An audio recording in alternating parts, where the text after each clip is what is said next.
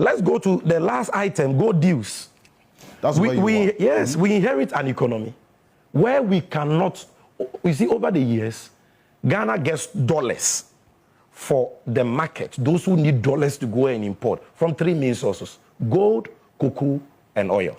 And we have to, because that is not enough, we have to borrow.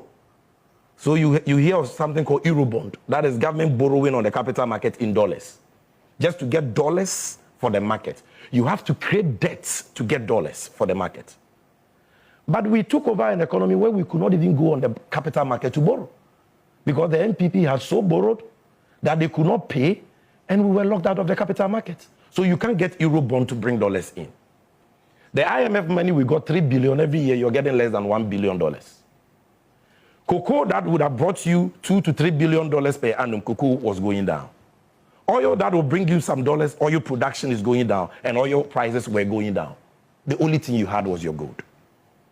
And so we said, okay, we inherited domestic gold purchase program, but through the GoldBod that President Mahama envisioned and promised, let's scale it up so that what has never been done in the history of Ghana, we can do. And we deployed effective aggregation system, license reforms, plug leakages, fought smuggling aggressively. And for the first time, we mop up small-scale gold of over 104 tons. And that performance of the small-scale sector was better than large-scale for the first time in Ghana's history. Small-scale gold alone brought in over $10 billion.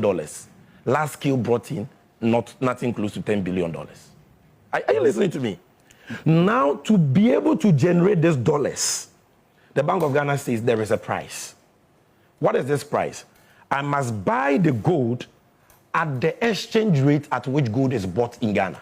Mm-hmm. And from the time Ghana became Ghana, our forefathers' time, when we started mining gold, till 2025, gold is bought in cedis per pound in Ghana, but when you're calculating the price, you use what exchange rate? Forest Bureau exchange rate. Mm-hmm. Not black market, Forest Bureau. The Forest Bureau exchange rate, what we call the retail rate, is the rate for assessing cash dollars from licensed forest bureaus. It's not a paro rate. So that is the rate PMMC was using to buy gold, and that is the rate Bank of Ghana was using to buy gold through the GoldBod in 2025. But when we buy the gold at our Forest Bureau rate, and the Bank of Ghana got the dollars, the accountant will have to record the dollars in cedis, whether or not the dollar is sold to the market through intermediation, or the dollars is added to the reserves, which means it is not even realized. But it must still be converted into cedis. And in converting it into the cedis by law, Bank of Ghana can only use the BOG rate, which is the interbank rate. Mm-hmm. And that rate is always lower than the Forest Bureau rate.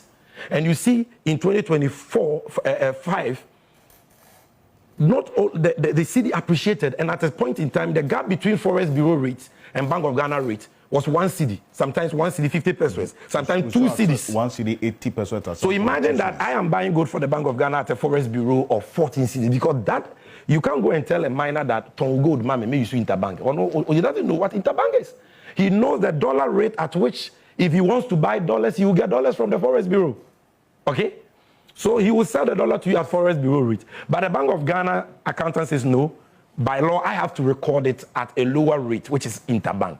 So I bought it at 13, they record it at 11, gap of 2 cedis. That is the loss. That loss is an exchange rate translational effect.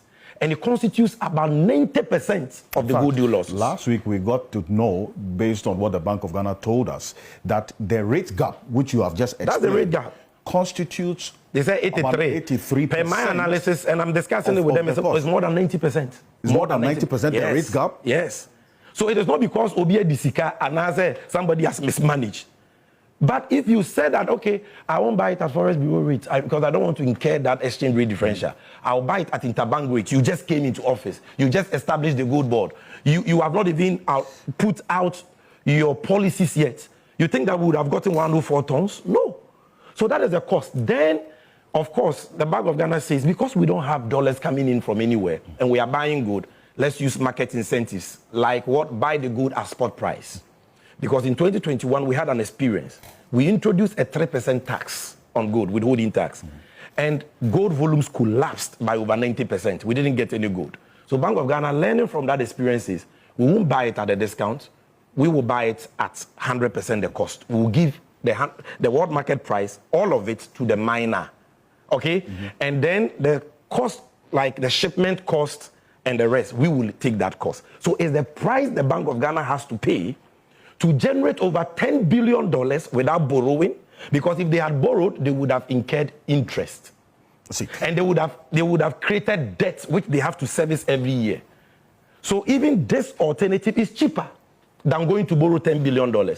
So this loss, is that a product of mismanagement?